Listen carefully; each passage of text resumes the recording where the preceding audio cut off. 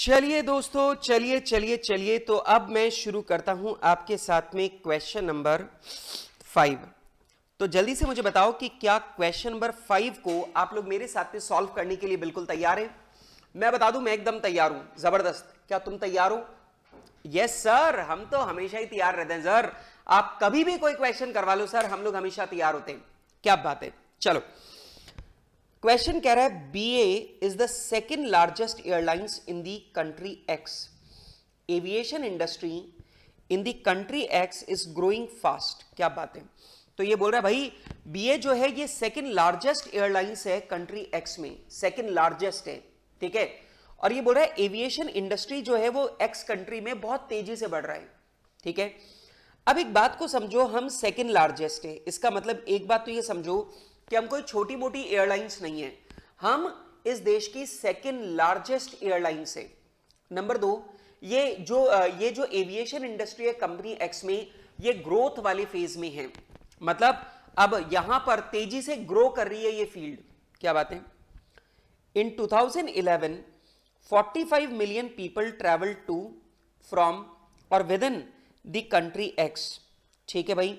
45 million लोग country X में आए गए, ठीक है। और जो कंट्री एक्स के अंदर एक सिटी से दूसरी सिटी में ट्रेवल किया, वो लोग कितने थे 2011 में? 45 मिलियन पीपल, ठीक है।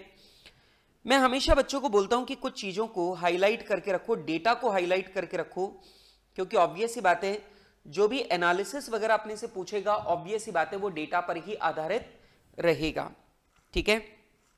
तो लो एक काम करते हैं, मैं इसको थोड़ा सा हाईलाइट कर लेता हूं, ठीक है। अब ये कह रहा है by 2020 that double to 100 million. और बेटा पिछले 9 साल में 2011 से लेकर 2020 की बात की जाए तो 9 साल में ये 100 मिलियन हो गया, ठीक है। This number is expected to triple to 300 million by 2030। और बेटा ये जो हमारा एयर ट्रैवल करने वाले लोग हैं, ये एयर ट्रैवल करने वाले लोग 2030 तक 300 मिलियन हो जाएंगे। मतलब यार इंडस्ट्री देखो कितनी तेज ग्रो कर रही है। अच्छा, also by 2025 country X is expected to be the third largest air transport market in the world behind US and China. और बेटा 2025 में जो कंट्री एक्स है वो third largest air transport market हो जाएगी यूएस और चाइना के बाद। पता नहीं, ऐसा लग रहा है जैसे ये इंडिया की बात कर रहे हैं। ये जो कंट्री एक्स है, ये कंट्री एक्स कोई और नहीं, इंडिया है। ये इंडिया की बात हो रही है ऐसा लग रहा है, ठीक है। वैसे मैं आपको एक और चीज बता दूं कि अपनी जो अभी इन दिनों जो मैं ऑब्जर्व कर रहा हूं कि जितनी भी केस स्टडीज वगैरह बन रही हैं, ये सारी की सारी case studies real life example को लेकर के बनाई जा रही है। मतलब इंस्टीट्यूट क्या कर रहा है, रियल लाइफ में देख रहा है कि किसी कंपनी में क्या क्या इंसिडेंसेस हुए, उस कंपनी ने क्या क्या कदम उठाए, उनके ऊपर बेस करके इंस्टीट्यूट आपके लिए केस स्टडीज बना रहा है। मतलब एक बात समझना, whatever you are studying here, आप मान करके चलो कि ये रियल लाइफ में किसी ना किसी कंपनी ने फेस किया है और उस कंपनी ने इसके बारे में डिसीजंस लिए हैं। तो आपको रियल लाइफ ट्रेनिंग मिल रही है यहां पर, ठीक है। Government is trying to meet significant growth potential in aviation industry. However, it will create challenges also for aviation industry and its industry partners. अब ये कह रहा है कि गवर्नमेंट जो है उसको नजर आ रहा है यार एविएशन इंडस्ट्री में ग्रोथ का बहुत जबरदस्त पोटेंशियल है, तो गवर्नमेंट भी चाहती है ये सेक्टर डेवलप हो। ऑब्वियस सी बात है यार, अगर ये सेक्टर डेवलप होगा तो देश में ज्यादा एम्प्लॉयमेंट आएगा, लोगों का लिविंग स्टैंडर्ड ज्यादा ऊंचा उठेगा, लोग ज्यादा एयर ट्रैवल करेंगे तो लोगों का प्रोडक्टिव टाइम जो है वो सेव होगा, बहुत सारे फायदे हैं। तो गवर्नमेंट अपने इकोनॉमिक डेवलपमेंट के लिए सेक्टर को डेवलप करना चाहती है, लेकिन गवर्नमेंट का यह मानना है कि एविएशन इंडस्ट्री मतलब एयरलाइन इंडस्ट्री और इसके जो पार्टनर्स हैं उनसे रिलेटेड काफी सारे चैलेंजेस यहां पर फेस करने पड़ेंगे। अब कई बार बच्चे बोलते हैं सर एयरलाइन इंडस्ट्री और इसके पार्टनर का मतलब क्या है, मैं बताता हूं। जैसे जितनी भी एयरलाइन कंपनीज हैं उन्होंने हर सिटी के अंदर होटल वालों के साथ में एग्रीमेंट कर रखा होता है, होटल वालों के साथ में एग्रीमेंट कर रखा होता है कि अगर हमारी फ्लाइट में कोई भी डिले होगा और हमें अपने पैसेंजर को, हमें अपनी ट्रैवलर्स को यहां स्टे करवाना पड़ा तो हम आपके होटल में स्टे करवाएंगे और हम आपको पर रूम इतना पैसा पे करेंगे। समझ रहे हो मेरी बात को? तो बेटा यहां पे वो जो होटल वाला है वो एविएशन इंडस्ट्री का पार्टनर हो गया। जैसे आपको पता है जितने भी एरोप्लेन्स हैं वो फ्यूल काम में लेते हैं, तो एरोप्लेन के लिए जो फ्यूल है वो कौन देती है? जो पेट्रोलियम कंपनीज हैं वो फ्यूल जो है वो प्रोवाइड करती हैं। अब ऑब्वियस ही बात है, एरोप्लेन को जो फ्यूल प्रोवाइड होता है वो भी बहुत हाई क्वालिटी का फ्यूल होता है, डिफरेंट फ्यूल होता है, ठीक है, और वो जो पेट्रोलियम कंपनीज हैं, जो रिफाइनिंग कंपनीज हैं, वो उन्हें सप्लाई करती है। तो ऑब्वियस सी बात है वो भी एविएशन इंडस्ट्री के क्या है? पार्टनर। बेटा आपको पता है एरोप्लेन के अंदर फूड और बेवरेजेस सर्व होते हैं, तो वो फूड एंड बेवरेजेस जो है वो एयरलाइन कंपनी थोड़ी बनाती है, वो भी उनके ऑथराइज्ड पार्टनर्स जो हैं वो बनाकर देते हैं। तो वो रेस्टोरेंट वाले, ठीक है, वो लोग भी क्या है? पार्टनर्स, ठीक है। अच्छा, government is trying to meet the significant, ये तो हो ही गई बात। Government also wants to ensure that broader business and policy environment should not place hurdle which inhibit growth and reduce level of benefit that aviation can deliver to the nation। ठीक है, कोई दिक्कत नहीं। जो गवर्नमेंट है वो business और policy environment जो है वो लाना चाहती है, लेकिन वो इस तरह से लाना चाहती है जिससे इस एविएशन इंडस्ट्री की ग्रोथ पर कोई बुरा असर भी ना पड़े, ठीक है। The industry can supply its supply chain partners, the government, the policy maker have clear mandate to work in collaboration towards the common goal of ensuring that aviation's economic and social benefits are fulfilled। मतलब समझो, जो हमारी industry है, जो supply chain partners हैं, government है, policy makers हैं, इन सबको ये मैंडेट किया गया है, कंपलसरी इंस्ट्रक्शन दिया गया है कि आप सब लोगों को अपनी पॉलिसी इस तरीके से बनानी है कि एविएशन इंडस्ट्री का इकोनॉमिक और सोशल डेवलपमेंट हो। इकोनॉमिक डेवलपमेंट का मतलब इन्हें अच्छा खासा प्रॉफिट हो, ये अच्छी खासी सैलरी बांटे, ज्यादा से ज्यादा लोगों को एम्प्लॉयमेंट बांटे, इकोनॉमिक डेवलपमेंट। दूसरा सोशल डेवलपमेंट मतलब देश की छोटी से छोटी जगह पर आपको एयरपोर्ट बनाने, ताकि देश की छोटी से छोटी जगह से फ्लाइट्स जो हैं वो ऑपरेट की जा सके और हर जगह से लोगों को एरोप्लेन में ट्रैवल करने की सुविधा मिल पाए, ठीक है। That is called social benefit, ठीक है। Despite of operating in the world's fastest growing market, BA struggles for passengers, also BA is facing the following problems. अब ये सुनो, हम सेकेंड लार्जेस्ट एयरलाइंस हैं, लेकिन ये क्या बोल रहा है कि दुनिया की सबसे फास्टेस्ट ग्रोइंग एविएशन मार्केट में होने के बावजूद, वैसे लेवल वाइज हम तीसरे नंबर पे हैं, लेकिन ग्रोथ में हम आगे हैं। तो ये बोल रहा है कि जो हमारा एविएशन इंडस्ट्री है वो हमारे देश में फास्टेस्ट ग्रोइंग है, उसके बावजूद जो बीए है जो है इसको पैसेंजर जो है वो ग्रैब करने में दिक्कत आ रही है। अच्छा, अब पैसेंजर ग्रैब करने के अलावा और क्या क्या प्रॉब्लम है?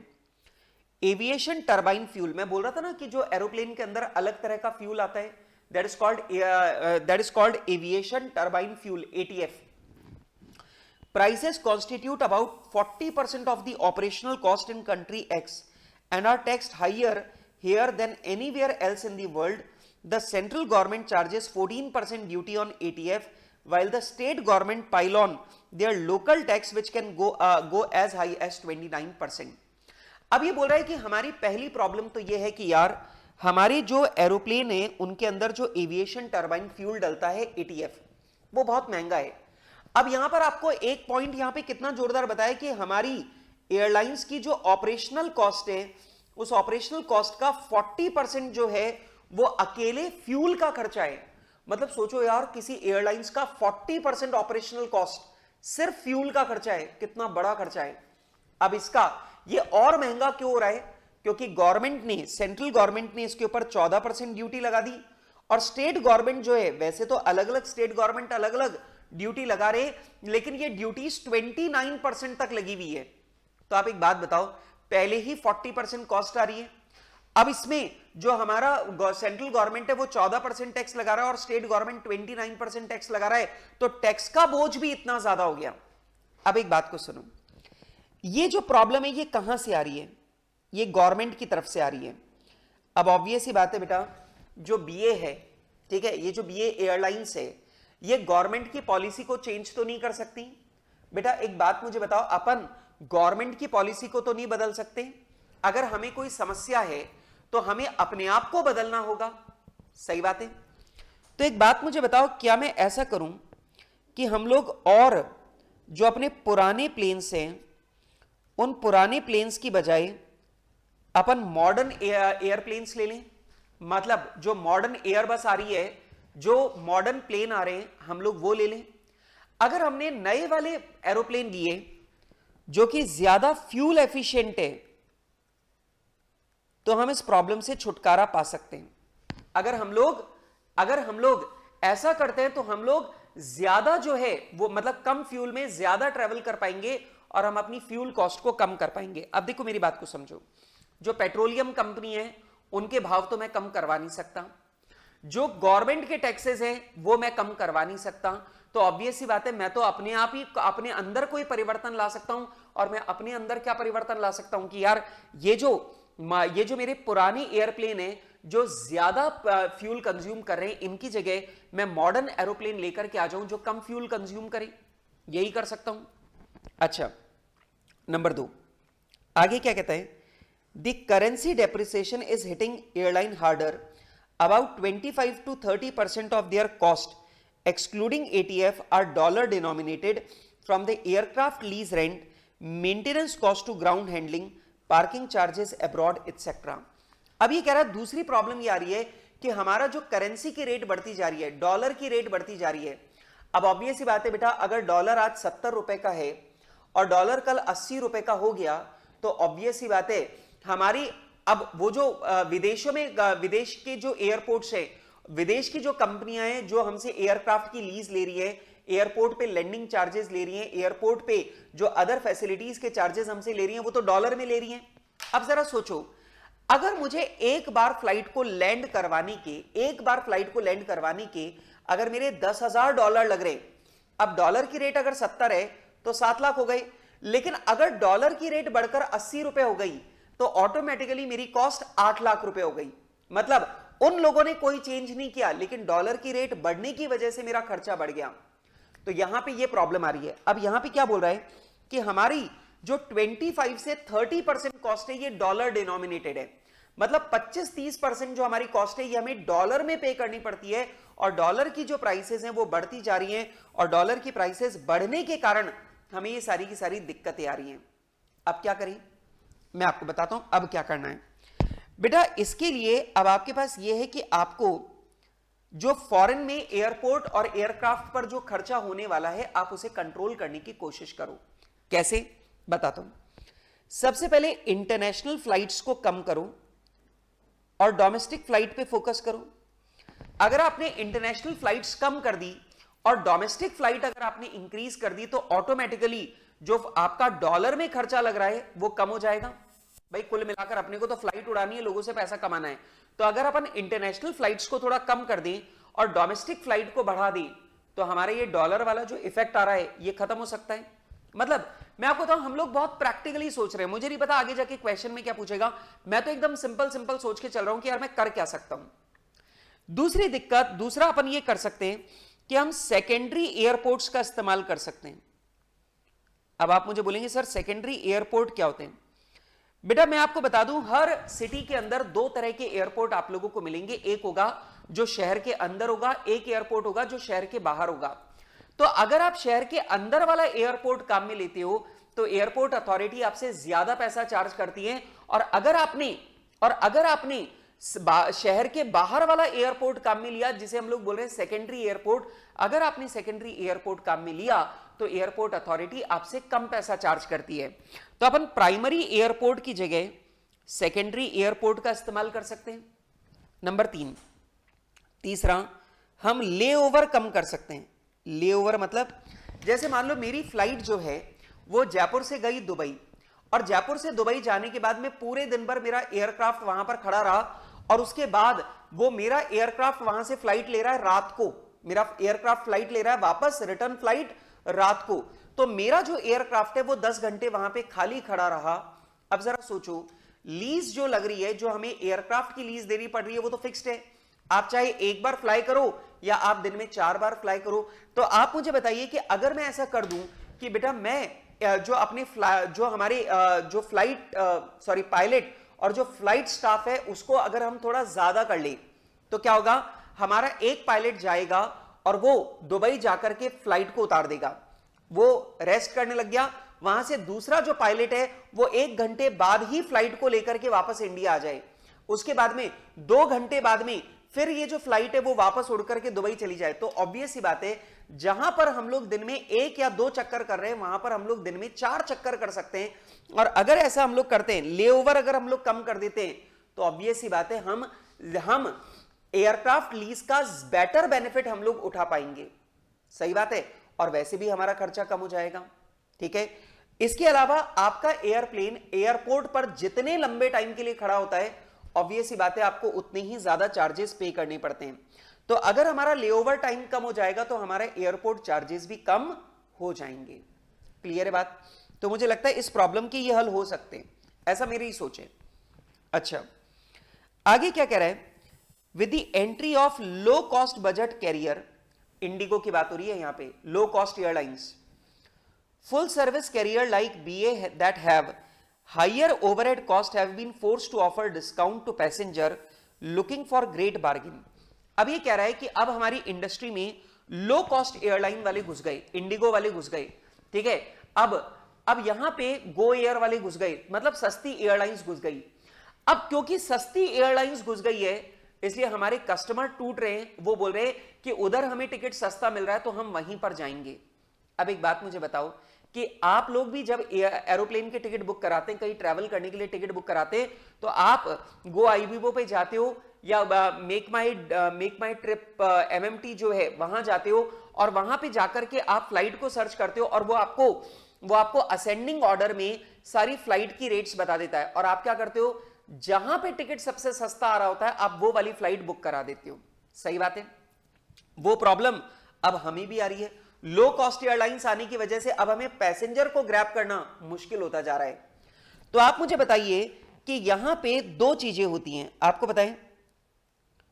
पता है कि हमारे पास 2 तरह की एडवांटेजेस होती हैं, कॉम्पिटिटिव एडवांटेजेस 2 तरह की होती हैं। एक होता है कॉस्ट लीडरशिप और दूसरा होता है प्रोडक्ट डिफरेंशिएशन। कॉस्ट लीडरशिप और प्रोडक्ट डिफरेंशिएशन। अब इस प्रॉब्लम को फाइट करने के लिए आपके पास में 2 रास्ते हैं। पहला, आप भी अपनी कॉस्ट कटिंग करो, और कॉस्ट कटिंग करके आप भी अपनी कॉस्ट को कम करो, और जिस रेट पर बाकी के कॉम्पिटिटर आपकी फ्लाइट के टिकट बेच रहे हैं, आप भी उसी प्राइस पर अपने टिकट बेचो, तभी आप कस्टमर को ग्रैब कर पाओगे, अदरवाइज आप कस्टमर को ग्रैब नहीं कर पाओगे। क्लियर है मेरी बात? जरा सोच के देखो, मतलब अगर आपकी एयरलाइंस में वही फैसिलिटी मिल रही है जो लो कॉस्ट एयरलाइंस में मिल रही है, ठीक है, तो ऑब्वियस सी बात है हर जना लो कॉस्ट एयरलाइंस में जाना पसंद करेगा, आपकी फ्लाइट में जाना क्यों पसंद करेगा? अगर आपको भी कॉम्पीट करना है तो आपको भी क्या करना पड़ेगा, अपनी कॉस्ट को कम करना पड़ेगा, और कॉस्ट को रिड्यूस करके आपको अपनी कॉस्ट को कम करके इंडिगो और बाकी जो लो कॉस्ट एयरलाइंस है यहां तक आपको नीचे लाना पड़ेगा। आपको भी अपनी टिकट की रेटें कम करनी पड़ेगी, तभी आपकी टिकट बिकेंगे, अदरवाइज आपकी फ्लाइट खाली उड़ती रहेगी, आपको पैसेंजर नहीं मिल पाएंगे। दूसरा तरीका है प्रोडक्ट डिफरेंशिएशन। प्रोडक्ट डिफरेंशिएशन का मतलब हो गया कि आप लोग क्या करो कि अपने प्रोडक्ट को इतना सुपीरियर बनाओ, अपनी फ्लाइट को इतना सुपीरियर बनाओ, शानदार इंटीरियर करवाओ, शानदार हर सीट के ऊपर टीवी लगवाओ, फ्लाइट के अंदर फ्री फूड, फ्री बेवरेजेस जो है उसकी फैसिलिटी दो, जो सीट्स है वो ज्यादा कंफर्टेबल बनाओ, सीट्स के बीच का जो गैप है वो इंक्रीज करो, आराम से पैर फैला के लंबा सो सकता है वो करो, और एक्स्ट्रा फैसिलिटीज जो है वो क्रिएट करो अपनी फ्लाइट के अंदर, जैसा कि लो कॉस्ट एयरलाइंस नहीं दे पा रही। मतलब अपने आप को एक प्रीमियम फ्लाइट के रूप में, प्रीमियम एयरलाइंस के रूप में आप प्रेजेंट करो। तो अगर आप अपने आप को प्रोडक्ट लीडरशिप की तरफ लेके जाओगे तो भी आप सरवाइव कर जाओगे। मतलब भाई अब तक जैसे काम चल रहा था वैसे चल गया, लेकिन अब अगर आपको कंपटीशन मात कर रहा है, कंपटीशन आपको प्रभावित कर रहा है, तो आपको 2 काम करने हैं, या तो आपको अपनी कॉस्ट को नीचे लाना है या अपने प्रोडक्ट को ऊपर लेके जाना है। अब कॉस्ट को कम करने वाली स्ट्रेटेजी अगर आप देखते हो तो आप आइडेंटिफाई करो कि आप कैसे कैसे अपनी कॉस्ट को रिड्यूस कर सकते हो ताकि आप लो कॉस्ट एयरलाइंस के साथ में फाइट कर पाओ। दूसरा तरीका, आप अपने प्रोडक्ट की क्वालिटी इतनी सुपीरियर कर दो कि आपकी फ्लाइट का महंगा टिकट लोगों को वर्थ इट लगने लगे। मतलब लोग ये मानने लगे यार वो फ्लाइट बहुत हाई क्वालिटी की है यार, वहां की फैसिलिटी बहुत जोरदार है, तो टिकट तो महंगा होगा ही। तो लोगों के दिमाग में जब ये वाली बात आ जाएगी कि आपका प्रोडक्ट बाकी लोगों से बहुत अपग्रेडेड है, तो वो आपकी फ्लाइट के लिए ज्यादा पैसे देने को तैयार हो जाएंगे। तो या तो आपका प्रोडक्ट बहुत बेटर होना चाहिए या आपकी कॉस्ट कॉम्पिटिटर से कम होनी चाहिए, दोनों में से एक चीज आपको करनी पड़ेगी, अदरवाइज आप लोग मात खा जाओगे। क्लियर है बात? ओके। अगली बात कहता है continuous improvement in tourism infrastructure, tourism policies, human resource development, airport infrastructure density, मतलब देश के अंदर कितने ज्यादा एयरपोर्ट्स हैं। बेटा डेंसिटी एयर, ये एयरपोर्ट इंफ्रास्ट्रक्चर डेंसिटी का मतलब है देश में नंबर ऑफ एयरपोर्ट्स कितने ज्यादा हैं, number of airports in country, मतलब पूरे देश के अंदर एयरपोर्ट्स कितने हैं वो। ठीक है। आगे कह रहा है are among the areas that could further enhance country X competitiveness.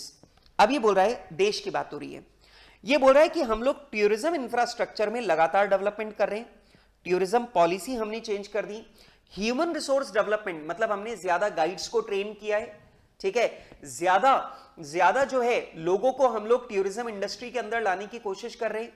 ठीक है। एयरपोर्ट इंफ्रास्ट्रक्चर डेंसिटी मतलब देश के अंदर नंबर ऑफ एयरपोर्ट इंक्रीज करते जा रहे हैं, और ease of doing business over the last 5 year has risen, और यहां तक कि हमारे देश में कंट्री एक्स में बिजनेस को ऑपरेट करने के, बिजनेस को करने के लिए जो इजीनेस है, जो फ्लेक्सिबिलिटी है, वो भी इंक्रीज की जा रही है। ठीक है। तो कुल मिलाकर भाई ये वाला पॉइंट कहता है कि हमारे देश का जो एनवायरमेंट है वो एविएशन इंडस्ट्री के लिए कंड्यूसिव एनवायरमेंट है। कंड्यूसिव एनवायरमेंट का मतलब ये जो एनवायरमेंट है ये एविएशन इंडस्ट्री की ग्रोथ के लिए बिल्कुल परफेक्ट एनवायरमेंट है। क्या बात है? आगे, the intense competition among domestic airline carriers, the need to capture a slice of ever expanding market and passenger price sensitivity makes the airlines difficult to raise the ticket price. अब ये बोल रहा है जो डोमेस्टिक एयरलाइंस है उसमें competition बहुत जबरदस्त होता जा रहा है, हर एक जना पूरी इंडस्ट्री में अपना जो शेयर है उसे ग्रैब करने के लिए बहुत जबरदस्त कोशिश कर रहा है। इसके अलावा पैसेंजर जो है ये बहुत ज्यादा प्राइस सेंसिटिव है, अगर आप प्राइस बढ़ा देते हो तो भाई पैसेंजर आपकी फ्लाइट लेना बंद कर देता है, और इस वजह से आप लोग टिकट के प्राइसेस बढ़ा नहीं सकते हो। इसका मतलब एक बात समझो, एक बात पक्की है, यहां पे आपको इस पैराग्राफ में ये समझा रखा है नो इंक्रीज इन प्राइस, मतलब प्राइस को इंक्रीज करना आपके लिए पॉसिबल नहीं है, प्राइस को इंक्रीज करना आपके लिए पॉसिबल नहीं है। इसका मतलब ध्यान रखना, इस पूरे क्वेश्चन का जवाब देते टाइम कभी भी ये उपाय मत बताना सेलिंग प्राइस बढ़ा दो टिकट की, नहीं, यहां पे ऑलरेडी आपको बता चुका प्राइस बढ़ाना ऑप्शन नहीं है। ठीक है। आगे, together these factors have now plunged country X aviation industry to its most precarious phase in the last 3 years और सो। और बेटा ये सारे के सारे जो फैक्टर्स हैं, इसने क्या किया, एक्स कंट्री की जितनी भी एविएशन कंपनीज हैं उनको परेशानी में डाल रखा है पिछले 3 साल से। ठीक है। BA is facing huge competition as the year of sharp U-turns for ex-aviation industry from record profit in financial year 1920 to mega loss resulting direct need of recapitalization। सवाल कह रहा है और भैया ये हमारे रिजल्ट्स के लिए बिल्कुल यू टर्न आ गया है। कैसे? 2019-20 में हमने बहुत जोरदार प्रॉफिट कमाया था, लेकिन उसके बाद करंट ईयर में हमें बहुत बड़े अमाउंट का लॉस लगा है, और ये इतना बड़ा लॉस लगा है कि हमें कैपिटल इन्फ्यूज करनी पड़ रही है अपने बिजनेस में। बेटा आप समझ रहे हो, मतलब पिछले साल हमने जोरदार प्रॉफिट कमाया था, लेकिन अब के साल हमें इतना बड़ा लॉस लगा है कि हमें अपने धंधे को रन करने के लिए और कैपिटल इन्फ्यूज करनी पड़ेगी। क्या बात है? BA has been appealing to the government for a decade for reduction in taxes on fuel, but all in vain। देखो यहां पे इन्होंने पहले ही समझा दिया, इन्होंने बोला हम पिछले 10 साल से गवर्नमेंट से प्रार्थना कर रहे हैं कि प्लीज ATF पर फ्यूल चार्जेस कम कर दो, लेकिन गवर्नमेंट जो है वो टैक्सेस को कम करने के लिए एग्री नहीं हो रही। इसका मतलब गवर्नमेंट के पास जाकर प्रार्थना करना कि टैक्स कम कर दो, ये आपके सुझावों में नहीं आना चाहिए। समझ में आ गई बात? तो यहां पे ध्यान से देखो, इन्होंने आपको दो चीजों के लिए मना कर दिया, प्राइस बढ़ाने का सुझाव मत देना इस सवाल में, और दूसरा गवर्नमेंट से प्रार्थना करना कि भैया टैक्सेस को कम कर दो, ये नहीं करना, ये सवाल ने ऑलरेडी बता दिया। अब कई बच्चे क्या करते हैं, कई बच्चे समझते नहीं है, कई बच्चे फिर भी ये सजेशन लिख करके आते हैं, और फिर भी ये सजेशन लिख करके आते हैं तो ऑब्वियस ही बात है वो लोग क्या कर रहे हैं, आंसर की क्वालिटी को गिरा रहे हैं। आपको हर एक केस स्टडी के सवाल को एक प्रैक्टिकल लाइफ के एग्जाम्पल के तौर पर देखना चाहिए, और आपको अपना दिमाग लगाकर काफी हद तक इसका जवाब लिखना पड़ेगा। कॉन्सेप्ट कहां से आएगा, किताब से, लेकिन सुझाव कहां से आएंगे, आपके दिमाग से। ठीक है, तो आपका आंसर में दो पार्ट होते हैं। दो पार्ट क्या, जब आपको प्योर थियरी लिखनी है कि मैं कौन सा कॉन्सेप्ट इस्तेमाल कर रहा हूं, तो जो कॉन्सेप्ट आप इस्तेमाल कर रहे हो उसके लिए तो आपको स्टडी मटेरियल की लैंग्वेज को चिपकाना है एज इट इज। ठीक है, लेकिन जो सजेशन है वो सजेशन आपको अपने दिमाग से सोच के देने पड़ेंगे। ठीक है, तो आप सवालों को बहुत ध्यान से पढ़ो। जिन जिन ऑप्शंस के लिए आपको मना कर रहा है कि ये ऑप्शन अवेलेबल नहीं है, उनके बारे में मत लिखो। ठीक है, आगे सुनो। ATF is 35 to 40% more expensive in country X than in rest of the world because of relatively high tax rates। अब ये कह रहा है कि हमारा जो ATF है वो हमारे देश में 35 to 40% महंगा पड़ता है बजाय कि बाकी देशों के। क्यों? क्योंकि हमारे यहां पे टैक्सेस ज्यादा हैं। तो बेटा आप एक बात को समझो, अगर ऐसा है तो आप इसका फायदा भी उठा सकते हो। आप इसका फायदा कैसे उठा सकते हो? आप इसका फायदा उठा सकते हो fuel purchase majorly abroad shift करके। ठीक है, मेजरली अब्रॉड शिफ्ट करके। तो अगर आप लोग फ्यूल की परचेज को मेजरली अब्रॉड अगर आप शिफ्ट कर सकते हो तो भी बेटा आप लोगों को कॉस्ट सेव हो सकती है, आपकी ATF की कॉस्ट कम हो सकती है। ठीक है, अब आप रिक्वायर्ड देखो, ये पूछ क्या रहे, एडवाइस, मतलब भाई साहब आपको सुझाव देने। Advice the strategy that BA should follow in order to gain superior performance and competitive advantage over its competitors। अब ध्यान से देखो क्वेश्चन क्या पूछ रहा है, बताओ हमें क्या स्ट्रेटेजी फॉलो करनी चाहिए ताकि हमें सुपीरियर परफॉर्मेंस और कॉम्पिटिटिव एडवांटेज मिले हमारे कॉम्पिटिटर्स के ऊपर। गाइस अब जरा बात को समझो, क्या यहां पे हमें ऐसे सुझाव देने जिनसे हमें कॉम्पिटिटिव एडवांटेज मिले, जिनसे हमें कॉम्पिटिटिव एडवांटेज मिले? अब प्लीज सुनो, इस सवाल के अंदर कहीं पर भी आपको और कोई सुझाव नहीं मांगे, आपसे सिर्फ ये मांगा कि बताओ हम क्या करें कि हमें कॉम्पिटिटिव एडवांटेज मिले। अब सुनो, अब जब कॉम्पिटिटिव एडवांटेज की बात आ गई तो आप लोग जानते हैं कॉम्पिटिटिव एडवांटेज दो तरह की होती है, एक होता है कॉस्ट लीडरशिप, एक होता है कॉस्ट लीडरशिप, और दूसरा होता है प्रोडक्ट डिफरेंशिएशन। कॉस्ट लीडरशिप और दूसरा प्रोडक्ट डिफरेंशिएशन।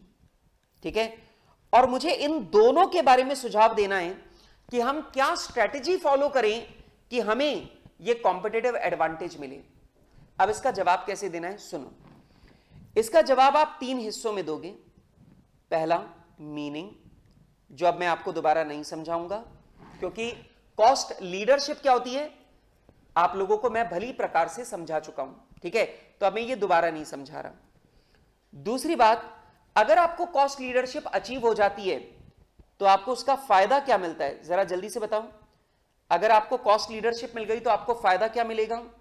पहली बात फायदा, आप लेस प्राइस चार्ज करके ज्यादा कस्टमर ग्रैब कर सकते हो। लेस प्राइस चार्ज करोगे तो आप ज्यादा कस्टमर ग्रैब करोगे। बोलो, पहली बात क्लियर है? दूसरी बात, आप सेम प्राइस चार्ज करो जितनी आपके कॉम्पिटिटर चार्ज कर रहे हैं, लेकिन क्योंकि आपकी कॉस्ट कम है तो आप सेम प्राइस में ज्यादा प्रॉफिट बनाओगे। हां, याद आ गई ये वाली बात? और तीसरा, ये कॉस्ट एडवांटेज अचीव कैसे करनी है इसके लिए स्ट्रेटेजी बताओ, पॉलिसी बताओ। ये कॉस्ट एडवांटेज, ये कॉस्ट लीडरशिप अचीव कैसे करनी है, आपको इसका सुझाव देना है। ठीक है, प्रोडक्ट डिफरेंशिएशन में आप क्या लिखोगे, वही 3 बातें। पहला, प्रोडक्ट डिफरेंशिएशन का मीनिंग क्या है कि हमारा जो कस्टमर है वो हमारे प्रोडक्ट को हमारे कॉम्पिटिटर के प्रोडक्ट से बेहतर मानता है। हमारा जो कस्टमर है उसकी नजरों में हमारे प्रोडक्ट की जो क्वालिटी है वो हमारे कॉम्पिटिटर के मुकाबले बेटर मानी जाती है। जस्ट 1 सेकेंड, मैं चार्जर लगा लूं लैपटॉप का। ओके, तो मीनिंग में तो अपन लोग ये लिख देंगे कि हमारा जो प्रोडक्ट है उसे सुपीरियर माना जाता है हमारे कस्टमर की नजरों में हमारे कॉम्पिटिटर्स के मुकाबले। नंबर 2, अगर प्रोडक्ट डिफरेंशिएशन आपको मिलता है तो आपको एडवांटेज क्या रहेगी, आप एडवांटेज क्या लिखोगे। पहली बात आप अगर आप अपने कॉम्पिटिटर के बराबर अगर सेम प्राइस चार्ज करोगे तो बताओ आपके प्रोडक्ट की क्वालिटी सुपीरियर है और प्राइस कॉम्पिटिटर के बराबर है, तो ऑब्वियस बात है आपको ज्यादा कस्टमर मिलेंगे, आपका मार्केट शेयर बढ़ जाएगा। और बेटा दूसरा तरीका कि क्योंकि आपका प्रोडक्ट आपके कॉम्पिटिटर से बेटर है तो आप हाई प्राइस चार्ज कर सकते हो, जैसे एप्पल कर रहा है, तो हाई प्राइस चार्ज कर सकते हो और आप ज्यादा प्राइस चार्ज करोगे तो आपको ज्यादा प्रॉफिट मिलेगा। आप ज्यादा प्राइस चार्ज करोगे तो आपको ज्यादा प्रॉफिट मिलेगा, सिंपल सी बात। अब तीसरी आपको बताना है हाउ, कि ये जो प्रोडक्ट डिफरेंशिएशन है, ये प्रोडक्ट डिफरेंशिएशन हम लोग कैसे अचीव कर सकते हैं, आपको इसका जवाब भी देना है। ठीक है, तो बेटा ये जो बात है ये आप यहां पर ये पूरी की पूरी बात आपको यहां पे लिखनी है। ठीक है, अब ये मीनिंग वाली बात हो गई, एडवांटेज वाली बात हो गई, मीनिंग वाली बात हो गई, एडवांटेज वाली बात हो गई, और अब मुझे आपके साथ में डिस्कस करना है हाउ, ये दोनों बातें कैसे अचीव करनी है इसके बारे में मुझे आपके साथ में डिस्कशन करना है। तो चलो एक काम करते हैं, अपन यहां पे कहीं जगह देखते हैं कि कोई जगह अपने को मिल जाए और वहां अपन सोचते हैं। ठीक है, या लो जी लो, एक रजिस्टर के पेज पे चलते हैं। ठीक है, ये लो। एक बात मुझे बताओ, 2 तरह के एडवांटेजेस आप अचीव कर सकते हो, कॉम्पिटिटिव एडवांटेज, कॉस्ट लीडरशिप, और दूसरा प्रोडक्ट डिफरेंशिएशन। अब आप मुझे बताइए आपके पास कॉस्ट को कम करने के कितने तरीके हैं। पहला तरीका मैंने आपको बताया कि आप फ्यूल का मेजर परचेज भारत के बाहर से करो तो आपको फ्यूल सस्ता मिलेगा। परचेज मोर फ्यूल अब्रॉड, आप भारत के बाहर से आप ज्यादा फ्यूल परचेज करो, आप भारत के बाहर से ज्यादा फ्यूल परचेज करोगे तो ऑब्वियस सी बात है आपको फ्यूल सस्ता मिलेगा, आपकी कॉस्ट कम हो जाएगी। नंबर 2, दूसरा तरीका variable pricing. Sir variable pricing क्या होती है? वेरिएबल प्राइसिंग क्या होती है? आप लगातार ये ऑब्जर्व करते हो कि यार मेरी कौन सी वाली फ्लाइट के टिकट बुक होते जा रहे हैं, जिन जिन फ्लाइट्स के टिकट बुक होते जा रहे हैं उनकी प्राइस को आप ग्रेजुअली बढ़ाते जाओ। जैसे आपकी फ्लाइट के टिकट जो हैं वो अभी बुक होना शुरू ही हुए हैं, अगर आपकी फ्लाइट के जो टिकट हैं वो बुक होना अगर शुरू ही हुए हैं तो उस कंडीशन में आप क्या कर सकते हो, आप प्राइसेस को कम रखो ताकि आपकी फ्लाइट जो है वो ब्रेक इवन तक तो पहुंच ही जाए। उसके बाद में जैसे जैसे आपकी फ्लाइट के टिकट बुक होते जा रहे हैं तो आपको लगता जा रहा है कि हाँ यार मेरी फ्लाइट की सारी टिकट बिक जाएंगी, तो आप धीरे धीरे अपनी प्राइसेस को बढ़ाते जाओ। ठीक है, अगर आप ऐसा करते हो, वेरिएबल प्राइसिंग लगाते हो, तो आप अपनी फ्लाइट्स की सारी टिकट्स को बेच पाओगे, आपकी सारी की सारी फ्लाइट ऑप्टिमल कैपेसिटी पे जाएंगी, तो ऑब्वियस सी बात है फिर आपकी एवरेज कॉस्ट पर पैसेंजर गिर जाएगी। मेरी बात समझ में आ रही है? बेटा एक बात मुझे बताओ कि अगर मैं शुरू से हाई प्राइस रखूंगा और मेरी फ्लाइट अगर आधी कैपेसिटी पे जाएगी तो जो मेरी एवरेज कॉस्ट पर पैसेंजर है वो ज्यादा आएगी। लेकिन अगर मैं शुरुआत में प्राइसेस कम रखूं और जैसे जैसे सीट ऑक्यूपाई होती जा रही है वैसे वैसे मैं प्राइसेस को बढ़ाता जाऊं, तो ऑब्वियस ही बात है मेरी फ्लाइट भी फुल हो जाएगी और मेरे को प्राइस भी ऑन एन एवरेज देखा जाए तो पूरी मेरे को सिमिलर प्राइस ही मिल जाएगी।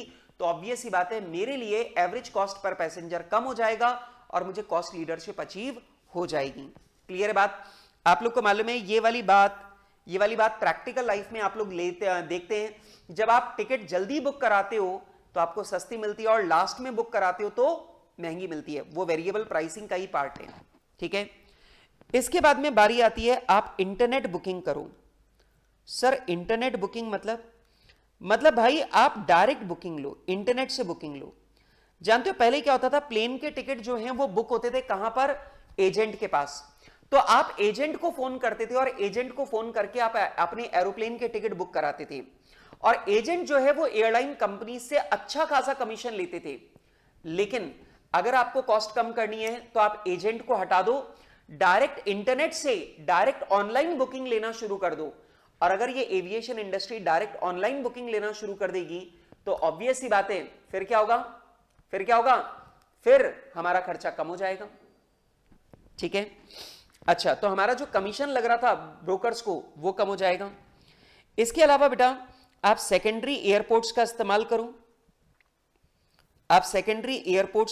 करो, तो आपके जो लैंडिंग चार्जेस और एयरपोर्ट अथॉरिटी जो आपसे चार्जेस ले रही है वो फैसिलिटी चार्जेस वो कम हो जाएंगे। रिड्यूस लेओवर टाइम, जो आपका प्लेन्स का लेओवर टाइम है उसे रिड्यूस करो ताकि आप ज्यादा से ज्यादा चक्कर लगाओ, और आप ज्यादा चक्कर लगाओगे तो ऑब्वियस सी बात है आपकी जो एवरेज कॉस्ट है पर फ्लाइट वो कम हो जाएगी। भाई लीज तो उतनी ही लगनी है, आप जितनी ज्यादा फ्लाइट्स को रन करोगे ऑब्वियस सी बात है आपकी एवरेज कॉस्ट उतनी ही कम हो जाएगी। इसके अलावा बेटा एक और चेंज कर सकते हो, avoid food and free beverages, avoid free food and beverages. तो बेटा फ्लाइट के अंदर जो आप फ्री में खाना देते हो और फ्री में आप ड्रिंक्स वगैरह देते हो, जूस वगैरह देते हो, वो बंद कर दो। आप लोग को मालूम है ये ऑलरेडी सारी लो कॉस्ट एयरलाइंस कर रही हैं। लो कॉस्ट एयरलाइंस में आपको सिर्फ पानी फ्री में मिलता है, पानी के अलावा हर खाने पीने की चीज के पैसे देने पड़ते हैं। तो ऑब्वियस सी बात है आप फ्री फूड और बेवरेजेस जो हैं वो देना बंद कर दो, तो आपकी कॉस्ट जो है वो रिड्यूस हो जाएगी। इसके अलावा बेटा आप रिड्यूस करो, रिड्यूस एंटरटेनमेंट फैसिलिटी। बेटा आप एंटरटेनमेंट फैसिलिटी को रिड्यूस करो। अब कई लोग बोलते हैं सर कैसे रिड्यूस करो, आपको मालूम है एरोप्लेन के अंदर आपकी सीट के सामने जो है वो टीवी स्क्रीन लगी हुई रहती है, छोटे छोटे टैबलेट जितने जो हैं वो स्क्रीन लगे हुए रहते हैं और आप उसमें आराम से पिक्चर वगैरह देख सकते हो, ठीक है। अच्छा, जब आपको पिक्चर देखनी होती है तो आपको अलग से ईयरफोन भी मिलते हैं, हर एक जने को एरोप्लेन में अलग से ईयरफोन दिए जाते हैं और आप लगा करके अपना ईयरफोन लगा करके आप लोग उसको सुन सकते हो, ठीक है। और वो जो ईयर प्लग्स हैं वो दोबारा यूज नहीं किए जा सकते, क्यों, क्योंकि दूसरे लोगों को ईयर इंफेक्शन हो सकता है, इसलिए वो वेस्ट हो जाते हैं आपके यूज के बाद में। अब मेरी एक बात बताओ, अगर मैं एरोप्लेन में से वो टीवी हटा दूं जो कि ऑलरेडी सारी एयरलाइंस हटा चुकी हैं, ठीक है, आप डोमेस्टिक फ्लाइट में तो मिलता ही नहीं है, इंटरनेशनल फ्लाइट में मिला करता था, वहां से भी हट गए आप तो। अब आप इंटरनेशनल फ्लाइट भी अगर लो कॉस्ट वाली लेते हो तो वहां पर भी टीवी नहीं मिलता, बैठे रहो, बोर होते रहो, मोबाइल में देखते रहो, जो करना है, ठीक है। अब मेरी बात को सुनो, जो मैं बोल रहा हूं, मैंने क्या बोला कि जो हमारा एंटरटेनमेंट फैसिलिटी के लिए जो टीवी लगा रखा वो आपने हटा दिया, तो एक तो आपकी टीवी की कॉस्ट बच गई क्योंकि आपको वो हर साल रिप्लेस करने पड़ते थे, लोग खराब कर देते थे। इसके अलावा जो ईयर प्लग्स आप दे रहे हो उस ईयर प्लग की जो कॉस्ट है वो भी आपकी कम हो गई, तो जो एंटरटेनमेंट फैसिलिटी है वो आपकी रिड्यूस हो जा रही है, ठीक है। तो आप ऐसा करके भी आप अपनी कॉस्ट को कम कर सकते हो। इसके अलावा बेटा आप अवॉइड प्रिंटेड टिकट्स, आप प्रिंटेड टिकट्स और प्रिंटेड बोर्डिंग कार्ड जो है वो देना बंद कर दो। अभी तक आप टिकट्स कैसे दे रहे थे, प्रिंटेड, तो प्रिंटेड टिकट जो है वो देना बंद कर दो। अगर आप प्रिंटेड टिकट देना बंद कर दोगे तो ऑब्वियस सी बात है आपकी जो कॉस्ट है वो रिड्यूस हो जाएगी, ठीक है। इसके अलावा no help to latecomers, जो भी आपके लेट कमर्स हैं। अब होता क्या है कि जैसे कोई पैसेंजर है वो भागता भागता आया, अरे अरे रुको रुको रुको रुको रुको, और वो बिल्कुल एंड में जाकर के बोर्डिंग के लिए लाइन में खड़ा हो जाता है ना। आपको पता है एयरपोर्ट पे अपने को फ्लाइट के टाइम से 1 घंटा पहले पहुंचना है, लेकिन अगर कोई आदमी लेट आता है तो आमतौर पे उसे एंटरटेन नहीं किया जाता। वही बात मैं यहां पे बोल रहा हूं कि जितने भी लेट कमर्स हैं आप उन्हें एंटरटेन मत करो, क्योंकि लेट कमर्स को एंटरटेन करने के लिए आपको ज्यादा स्टाफ रखना पड़ता है, और ज्यादा स्टाफ रखना पड़ेगा तो ऑब्वियस सी बात है आपकी कॉस्ट बढ़ेगी। तो लेट कमर्स को आप है ना एंटरटेन करना जो है वो बंद कर दो। ठीक है, क्लियर है बात? तो बेटा आप ये सारे तरीके लगाकर अपनी कॉस्ट को रिड्यूस कर सकते हो एक एयरलाइंस के मामले में।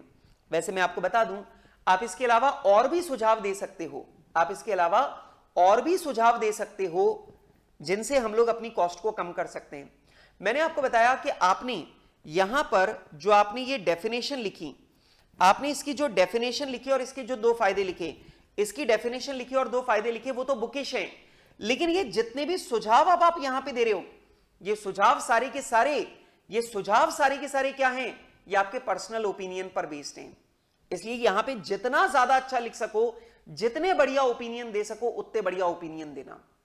ठीक है, अच्छा बेटा ये बताओ, प्रोडक्ट डिफरेंशिएशन मतलब आपकी फ्लाइट की क्वालिटी बाकी लोगों से सुपीरियर होनी चाहिए। अब ऐसा करने के लिए क्या करें? आप अपनी सीट्स की क्वालिटी इंप्रूव कर दो, सीट्स की क्वालिटी इंप्रूव कर दो। ठीक है, दूसरी चीज, आप सीट्स के बीच का जो लेग स्पेस है वो इंक्रीज कर दो।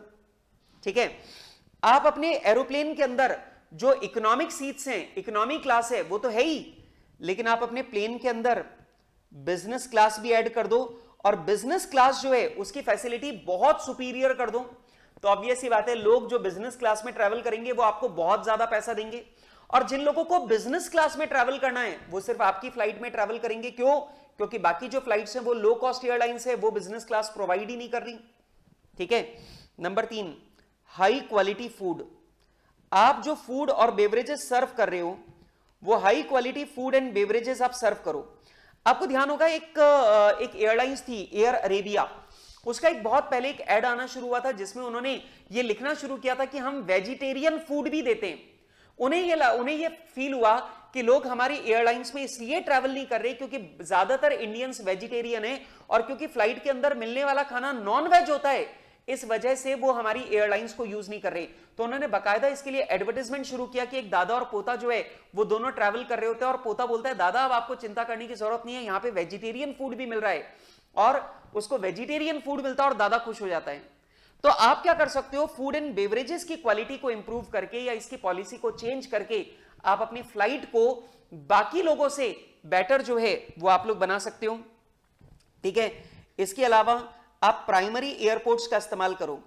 जितनी भी लो कॉस्ट एयरलाइंस हैं वो सब सेकेंडरी एयरपोर्ट का इस्तेमाल कर रही होंगी, आप प्राइमरी एयरपोर्ट का इस्तेमाल करो ताकि पैसेंजर को लगे यार मैं बिल्कुल शहर के बीच में उतरूंगा तो मेरा काम जल्दी हो जाएगा, मैं लो कॉस्ट वाली एयरलाइंस लूंगा तो वो शहर के बाहर जाके उतारेगी और आने में मेरे 2 घंटे खराब हो जाएंगे। ये प्रैक्टिकल पॉइंट है, और ये प्रैक्टिकल पॉइंट हमने खुद ने अपनी फॉरेन ट्रेवल्स में फेस किया है। तो ये वाकई में बहुत वैलिड पॉइंट है कि जो हाई कॉस्ट एयरलाइंस हैं वो सारे प्राइमरी एयरपोर्ट्स का इस्तेमाल करती हैं, और जो लो कॉस्ट एयरलाइंस है वो सारे के सारे शहर के बाहर वाले एयरपोर्ट का इस्तेमाल करती हैं। ठीक है, ये हम लोग कर सकते हैं। इसके अलावा बेटा हमारा जो इंटीरियर है, एयरप्लेन का जो इंटीरियर है वो इंटीरियर हम लोग बेटर कर सकते हैं। मतलब अब आप लोगों को तो मालूम है 2 कार हैं, कार में वही 4 पहिए होते हैं, चलती वही है, लेकिन हर कार का इंटीरियर बहुत अलग होता है, और कार जितनी महंगी होती जाएगी उतना ज्यादा उसका इंटीरियर जो है वो बेटर होता जाएगा। ठीक है, इसके अलावा फ्लाइट स्टाफ, जो हमारा फ्लाइट स्टाफ है, ठीक है, ये ज्यादा ट्रेन्ड स्टाफ अगर आप रखोगे, बहुत अच्छा स्टाफ अगर आप रखोगे, बहुत ज्यादा हैप्पी स्टाफ रखोगे, बहुत ज्यादा कर्टियस स्टाफ अगर आप रखोगे, तो ऑब्वियस सी बात है आपकी फ्लाइट की जो क्वालिटी है वो बाकी लोगों से बेटर मानी जाएगी। वैसे इसका एग्जाम्पल मैं दे सकता हूं विजय माल्या जो है वो क्या लेकर के आया था, वो सुंदर सुंदर एयर होस्टेस लेकर के आया। हाँ, सुनने में थोड़ा चीप लगता है लेकिन बिजनेस पॉलिसी थी उसकी। अब मैं आपको बताऊं कि आप लोग देखो कि किंगफिशर एयरलाइंस जो है उसका एक टैग था, उसका एक टैग मार्क था, उसका एक क्या बोलते हैं पहचान थी कि they have very beautiful air hostesses. और मैं आपको बताऊं मतलब it could be felt wrong, मतलब सुनने में बुरा लग सकता है, लेकिन किंगफिशर एयरलाइंस को इसका बहुत फायदा हुआ था। वैसे आप लोग जानते हैं किंगफिशर एयरलाइंस जो है वो इसी स्ट्रेटेजी को फॉलो कर रही थी, प्रोडक्ट डिफरेंशिएशन। उसने अपनी फ्लाइट्स को बहुत सुपीरियर एयरलाइंस की तरह प्रेजेंट किया, प्रीमियम एयरलाइंस की तरह प्रेजेंट किया, और उसने ये सारी की सारी पॉलिसीज अडॉप्ट की। तभी तो इतना तेजी से राइज कर रही थी। लेकिन फिर उनसे गलती हुई और उन्होंने क्या किया कि प्रोडक्ट डिफरेंशिएशन की स्ट्रेटेजी से वो सफल हो रहे थे, पर उन्होंने एक और सेगमेंट शुरू कर दिया लो कॉस्ट एयरलाइंस का। और जब उन्होंने लो कॉस्ट एयरलाइंस का सेगमेंट शुरू किया तो उनकी क्या बन गई, उनकी भेलपुरी बन गई। ठीक है, वो ना तो प्रीमियम एयरलाइंस रही ना कॉस्ट इफेक्टिव एयरलाइंस रही और वो डूब गई। ठीक है, बट कोई खास बात नहीं है, आपको दोनों में से एक ही तरफ जाना है, या तो आप कॉस्ट लीडरशिप में दिमाग लगाओ या प्रोडक्ट डिफरेंशिएशन में दिमाग लगाओ, और उसका ये सारे तरीके आपके पास में मौजूद रहेंगे। ठीक है, इन सब के अलावा अगर आप एक और स्ट्रेटेजी फॉलो करना चाहें तो एक और स्ट्रेटेजी होती है फोकस स्ट्रेटेजी। स्ट्रेटेजी एक और होती है, क्या होती है? Focus strategy. इसे बोलते हैं फोकस स्ट्रेटेजी। फोकस स्ट्रेटेजी कहती है कि आप सब कुछ करने का प्रयास मत करो, आप इंडिया की सबसे बड़ी एयरलाइंस बनने का प्रयास मत करो, आप दिल्ली से बॉम्बे के रूट की बेस्ट एयरलाइंस बनने का प्रयास करो। और अगर आप ऐसा करते हो तो आपको ज्यादा ऑक्यूपेंसी मिल पाएगी, आप कस्टमर को ज्यादा नंबर ऑफ फ्लाइट दे पाओगे, ज्यादा प्राइम टाइम पे आप फ्लाइट दे पाओगे। और अगर आप ऐसा करते हो तो ऑब्वियस सी बात है, आपको यहां पर भी लीडरशिप मिल जाएगी। सही बात है, लेकिन एक बात ध्यान रखना, सिर्फ फोकस स्ट्रेटेजी से काम नहीं चलेगा। ऐसा नहीं कि सिर्फ दिल्ली से बॉम्बे वाली फ्लाइट पर आपने फोकस कर लिया बस, नहीं, यहां पर भी आपको बेहतर होना पड़ेगा। यहां पर भी आपको या तो कॉस्ट लीडरशिप अचीव करनी पड़ेगी या प्रोडक्ट डिफरेंशिएशन अचीव करना पड़ेगा। तो आप ये फोकस स्ट्रेटेजी जो है वो भी लगा सकते हो। लेकिन मैं यहां पे फोकस स्ट्रेटेजी वाला जो जवाब है वो देना प्रेफर नहीं करूंगा। क्यों? क्योंकि यहां पर मुझे बिजनेस को प्रॉफिट में लाने की स्ट्रेटेजी के बारे में नहीं पूछा गया। यहां पर मुझसे पूछा गया सिर्फ कॉम्पिटिटिव एडवांटेज अचीव करने के लिए क्या एडवाइस करना चाहते हो। तो मेरा जवाब इतना ही होना चाहिए। ठीक है, चलो एक काम करते हैं, अब ये तो हमने अपनी बात कर ली, अपने जवाब बना लिए जो हमें लिखने हैं। अब जरा ये भी पढ़ लें कि भाई अपना इंस्टीट्यूट जो है उसका जवाब क्या है। लो भाई, और बेटा मेरे साथ में अब आप लोग फटाफट रीड करेंगे क्योंकि सारी बातें मैंने बहुत डिटेल में आपको समझा दी हैं। आ जाइए। In consideration to Michael Porter's theory about creating a superior performance and competitive advantage, a firm's overall competitive advantage derives from the difference between value it offers to the customer and cost of creating that customer value। या तो product differentiation से competitive advantage मिलती है या cost leadership से हमें advantage मिलती है। या तो हमारा प्रोडक्ट सुपीरियर होना चाहिए या हमारी कॉस्ट कम होनी चाहिए। In order to survive and prosper in the industry, firm must meet two criteria. They must supply what customer want to buy and they must survive the competition।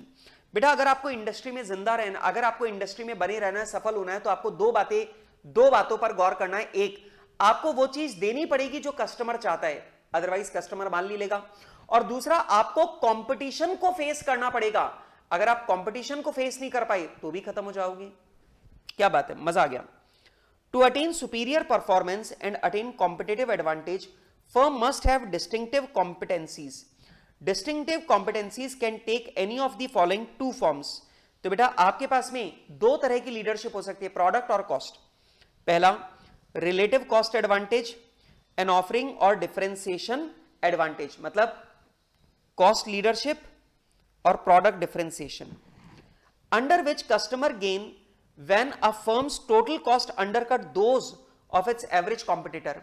इसमें cost leadership का मतलब हमारी जो cost है वो हमारे competitors की average cost से कम है। नंबर दो, product differentiation, if a customer perceives a product or service as superior, they become more willing to pay a premium price relative to the price they will have to pay for competing offerings। अगर customer हमारे product को दूसरे के product से, competitor के product से superior मानता है तो वो हमारे प्रोडक्ट के लिए ज्यादा प्राइस देने को तैयार हो जाएगा, and that is called price product differentiation. अच्छा, अब यहां पर इन्होंने लो कॉस्ट एडवांटेज मतलब कॉस्ट लीडरशिप के बारे में डिटेल में डिस्कशन इन्होंने शुरू किया। क्या? बीए, मतलब अब एयरलाइंस की बात आ रही है। BA can enjoy relative cost advantage if its total cost are lower than its competitors. The relative cost advantage enables a business to do one of the following. अब आप मुझे बताओ, कॉस्ट लीडरशिप का मतलब क्या होता है कि हमारी कॉस्ट हमारे कॉम्पिटिटर्स की एवरेज कॉस्ट से कम है। नंबर 2, इससे हमें 2 फायदे होते हैं। पहली बात, हम कम प्राइस रख सकते हैं और सेम प्रॉफिट कमा सकते हैं। नंबर 2, हम सेम प्राइस रखकर ज्यादा प्रॉफिट कमा सकते हैं। देखो, charge a lower price than its competitor, क्योंकि हमारी कॉस्ट कम है, to its services to gain market share and still maintain current profitability. मतलब आप कॉम्पिटिटर के मुकाबले कम सेलिंग प्राइस चार्ज करो, इससे आपको मार्केट शेयर ज्यादा मिल जाएगा, लेकिन आपका प्रॉफिट कॉम्पिटिटर के बराबर ही रहेगा। दूसरा, मैच विद द प्राइस, जो कॉम्पिटिटर प्राइस ले रहा है वही प्राइस आप भी ले लो, लेकिन आपको कॉम्पिटिटर से ज्यादा प्रॉफिट होगा, क्योंकि आपकी कॉस्ट कम है। तो of the competing services and increase its profitability, और अपना प्रॉफिट जो है वो आप इंक्रीज कर सकते हो। Okay, cost reduction in BA can be achieve through yield management with variable pricing. अब देखो, कॉस्ट रिडक्शन अपने को कैसे अचीव करना है, ध्यान से देखते चलना। पहला तरीका, variable price depending on capacity utilization. आप वेरिएबल प्राइसिंग कर सकते हो, लेकिन इसके लिए आपको क्या करना पड़ेगा, केयरफुल मॉनिटरिंग। आपको लगातार ध्यान रखना पड़ेगा किस फ्लाइट की कितनी टिकट बुक हो चुकी हैं।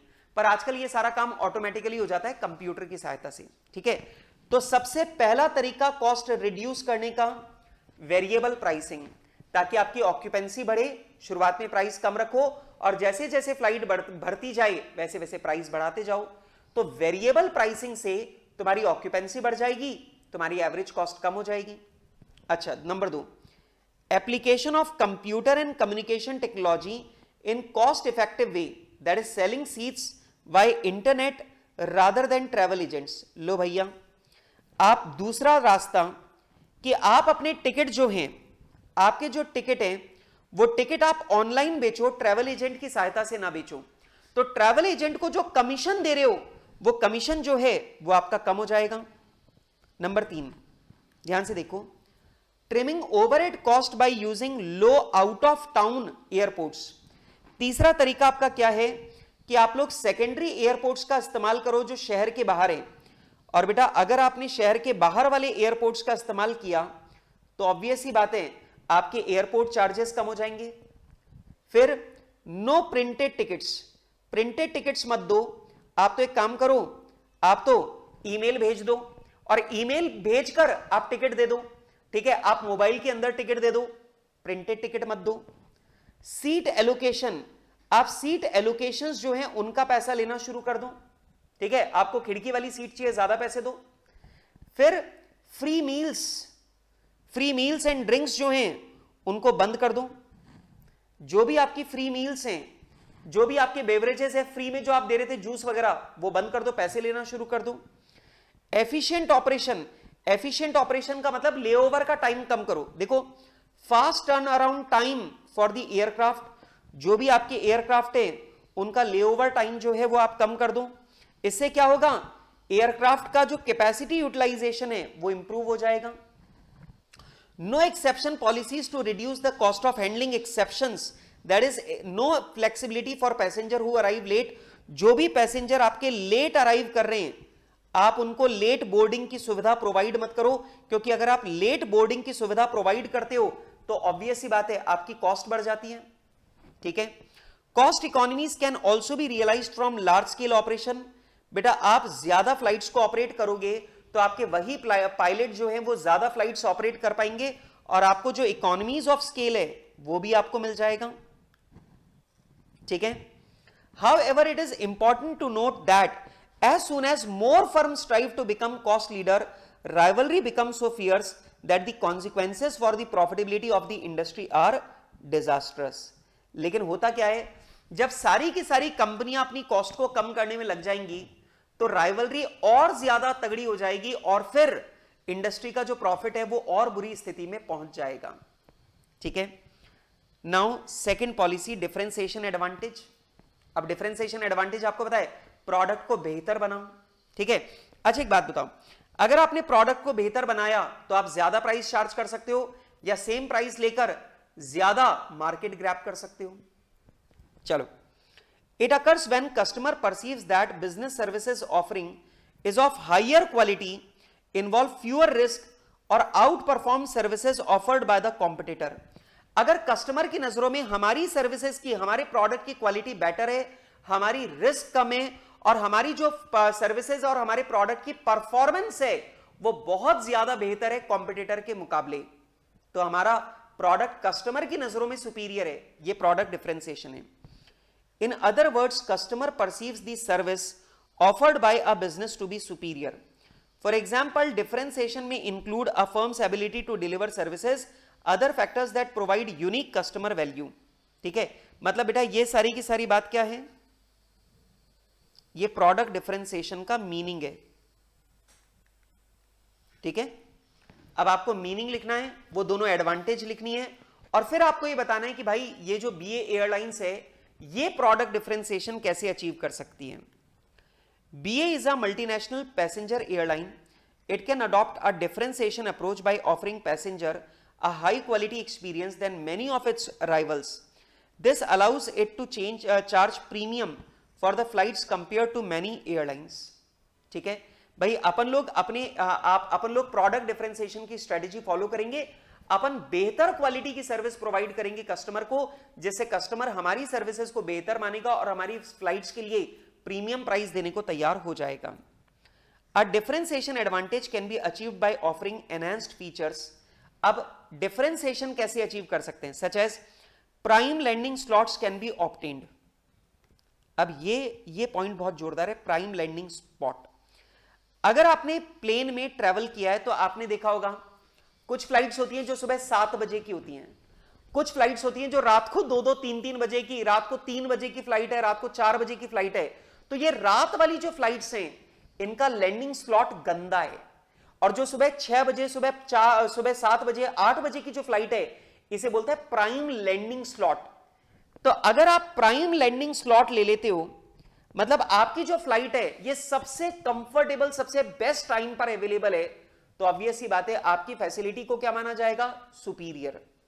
ठीक है, at major airports of the world, बिल्कुल। अच्छा, using superior and advance technology, आप ज्यादा सुपीरियर और एडवांस टेक्नोलॉजी का इस्तेमाल कर सकते हो। ठीक है, जैसे आपने बोर्डिंग पास के लिए फुल्ली ऑटोमेटिक मशीन लगा रखी है जहां पर कोई भी आकर अपना बोर्डिंग पास जनरेट कर सकता है। ठीक है, फिर well maintained, clean and comfortable aircraft. मैंने बोला था ना कि जो एयरक्राफ्ट की सीट्स हैं उनको ज्यादा कंफर्टेबल कर दो, सीट्स के बीच का गैप बढ़ा दो, जो लेग स्पेस है वो बढ़ा दो, सीट्स की क्वालिटी जो है वो आप इंप्रूव कर दो। ठीक है, एयरक्राफ्ट जो है वो बहुत नीट एंड क्लीन कर दो, इंटीरियर जो है वो और शानदार कर दो, तो ऑब्वियस सी बात है आपकी फ्लाइट की क्वालिटी बेटर मानी जाएगी। ट्रेनिंग इन कस्टमर केयर, बेटा जो आपके एयरपोर्ट पे जो स्टाफ है, जो लैंड स्टाफ है, जो एयरक्राफ्ट में एयर होस्टेस है, आप उनको ज्यादा अच्छा ट्रेन करो ताकि वो ज्यादा अच्छा एक्सपीरियंस प्रोवाइड कर पाएं, किसको, फ्लाइट में पैसेंजर्स को। ठीक है, recruitment of high quality staff, ये वाली बात अपन कर चुके हैं। Providing complimentary services as in flight entertainment, आप कॉम्प्लीमेंट्री सर्विसेज प्रोवाइड करो, जैसे आपकी एयरक्राफ्ट में टीवी लगा दो, हेडफोन्स दो, आराम से पिक्चर देखता देखता आदमी जाए। ठीक, okay. High quality food and drinks, बेटा आप अपनी फ्लाइट के अंदर बहुत बढ़िया क्वालिटी का फूड और ड्रिंक्स प्रोवाइड करो तो भी आपकी फ्लाइट की क्वालिटी बेटर मानी जाएगी। Customer value can be increased by subjective features such as brand image, बेटा आप अपनी ब्रांड इमेज को इंप्रूव कर लो। बेटा एक तो आप किसी को बोलो कि मैं इंडिगो से आया हूं, ठीक है, और एक आप बोलो कि मैं एयर अरेबिया से आया हूं, ठीक है, सिंगापुर एयरलाइंस से आया हूं, तो ऑब्वियस सी बात है जो मतलब जो अपनी रेपुटेशन है वो इंक्रीज होती है ना। अब आईफोन आदमी ब्रांड वैल्यू के चक्कर में लेता है, फैसिलिटी के चक्कर में नहीं, तो ऑब्वियस सी बात है अगर आपने अपनी ब्रांड इमेज बेटर कर ली तो भी आपका प्रोडक्ट सुपीरियर माना जाएगा। एडवर्टाइजिंग बेस्ड ऑन क्वालिटी और सर्विस प्रोवाइडेड, आप एडवर्टाइजिंग करो और एडवर्टाइजमेंट के अंदर ये प्रेजेंट करो कि आपकी क्वालिटी बेटर है तो भी आप प्रोडक्ट डिफरेंशिएशन अचीव कर सकते हो। ठीक है, however differentiator can not ignore cost position, लेकिन बेटा ऐसा नहीं है कि आपकी प्रोडक्ट की क्वालिटी बहुत सुपीरियर है तो आप कुछ भी प्राइस चार्ज कर सकते हो, ऐसा नहीं है। आपको यह भी ध्यान रखना है कि बाकी लोग जिस प्राइस में प्रोवाइड कर रहे हैं उससे ज्यादा में आप नहीं कर सकते। If cost are too high the premium price are nullified. ठीक है, अगर मान लीजिए आपकी कॉस्ट बहुत ज्यादा है तो आप ज्यादा पैसा चार्ज कर रहे हो, उसका इफेक्ट जीरो हो जाएगा। आप खर्चा बहुत ज्यादा लगा दो, कस्टमर से बहुत ज्यादा पैसे चार्ज कर लो, तो भी आपको प्रॉफिट तो वही निकल कर आएगा। तो प्रोडक्ट डिफरेंशिएशन का फायदा क्या हुआ? ठीक है, अच्छा, on successfully differentiating its offering management में exploit the advantage in one of the two ways. अब ये जो प्राइस लीडरशिप है, इसके एडवांटेज दो तरीके से ले सकते हैं। सेम प्राइस रख के ज्यादा मार्केट शेयर ग्रैब कर लो, और ज्यादा प्राइस चार्ज करके ज्यादा प्रॉफिट कमा लो। Increase price until it offset the cost of improvement of customer benefit, thus maintaining current market share. Price below full premium level to build market share. ठीक है, आप प्राइस जो है वो कॉम्पिटिटर के बराबर रख लो तो ज्यादा मार्केट शेयर मिलेगा। ठीक है, या फिर आप ज्यादा प्राइस चार्ज कर लो, क्योंकि आपकी कॉस्ट भी तो ज्यादा लग रही है, ज्यादा प्राइस चार्ज कर लो अपनी कॉस्ट को कवर करने के लिए, और ज्यादा प्रॉफिट भी जनरेट कर लो। ठीक है, इसके बाद में इन्होंने ऑल्टरनेटिव में दिया फोकस स्ट्रेटेजी, जो मैंने आपको समझाई थी। पर बेटा ये जो फोकस स्ट्रेटेजी है, ये इस आंसर का पार्ट नहीं होना चाहिए। ये जो फोकस स्ट्रेटेजी वाला पॉइंट है, ये इस आंसर का पार्ट नहीं होना चाहिए। आप बोलेंगे सर क्यों नहीं होना चाहिए? इसका पार्ट इसलिए नहीं होना चाहिए क्योंकि क्वेश्चन था हम कॉम्पिटिटिव एडवांटेज कैसे अचीव कर सकते हैं। ठीक है, और ये फोकस स्ट्रेटेजी जो है वो अलग ही बात है। खैर, फोकस स्ट्रेटेजी के बारे में मैंने आपको बता दिया कि हम लोग सिर्फ दिल्ली से बॉम्बे की फ्लाइट पर फोकस करना शुरू कर दें। लेकिन एक बात ध्यान रखना, अगर हम दिल्ली से अगर हम फोकस करना शुरू कर दे दिल्ली से बॉम्बे की फ्लाइट पर, तो ऑब्वियस सी बात है हम छोटे से सेगमेंट पर कॉन्सेंट्रेट कर रहे हैं, और हम बड़ी कंपनी है। तो बड़ी कंपनी अगर छोटे से सेगमेंट पर फोकस कर रही है तो वो छोटे सेगमेंट में बिल्कुल मोनोपोली जो है वो स्टैब्लिश कर सकती है। But at the same time focus strategy लगाते टाइम भी आपको प्रोडक्ट डिफरेंशिएशन और कॉस्ट लीडरशिप में दिमाग लगाना है। मतलब अपने प्रोडक्ट को बेटर करना है, अपनी कॉस्ट को कम करना है, इसमें दिमाग लगाना है। अदरवाइज आप जो छोटा एरिया है उसमें भी आप जो कंपटीशन है उसे विन नहीं कर पाओगे। वैसे छोटे एरिया पे फोकस करने का एक अच्छा फायदा पता है क्या होता है? क्या कि जितनी भी बड़ी कंपनीज हैं वो पूरे भारत पे कंसंट्रेट कर रही हैं, लेकिन आप सिर्फ दिल्ली से बॉम्बे पे फोकस कर रहे हो। तो ऑब्वियस सी बात है जो बड़ी कंपनियां हैं वो दिल्ली से बॉम्बे सिर्फ इतने से सेगमेंट में फोकस नहीं करती, वो जो भी पॉलिसी बनाती हैं, जो भी दिमाग लगाती हैं, वो पूरे इंडिया के लिए दिमाग लगाती हैं। तो ऑब्वियस सी बात है अगर आप किसी छोटे से एरिया पे फोकस कर रहे हो तो आपके सफल होने के चांसेस ज्यादा हैं, क्योंकि बड़ी कंपनियां इस छोटे से एरिया पर फोकस नहीं कर रही। ठीक है, चलो, तो ये वाली जो पूरी की पूरी बात है ये यहां पर आपको यहां पर दे रखी है इस पूरे पैराग्राफ के अंदर। ठीक है, तो ये जो फोकस स्ट्रेटेजी है इसके बारे में मैंने आप लोगों को यहां पर पूरा का पूरा दे रखा है। ठीक है, जितनी भी बातें हैं वो मैंने यहां पर आपको एक्सप्लेन कर दी हैं। ठीक है, चलो, दैट्स इट। तो ये लीजिए बेटा, यहां पर ये बड़ा ही मजेदार क्वेश्चन है, और ये मजेदार जो क्वेश्चन है वो मैंने आप लोगों के साथ में यहां पर पूरा कंप्लीट कर लिया है, और मैंने इसका जवाब लिखने का तरीका भी बता दिया। वैसे मैं आपको बता दूं, ये जो आंसर यहां पे लिखा हुआ है ये इंस्टीट्यूट का सजेस्टेड आंसर है, लेकिन ये आंसर मुझे पसंद नहीं है।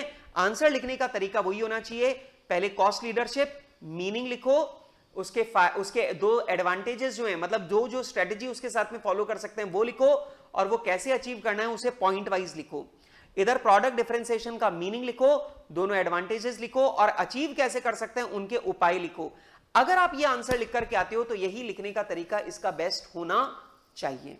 ठीक है, तो मैंने अपना आंसर भी आपको पूरा समझा दिया, मैंने इंस्टीट्यूट का आंसर भी पूरा आपको रीड करवा दिया, और बात खत्म।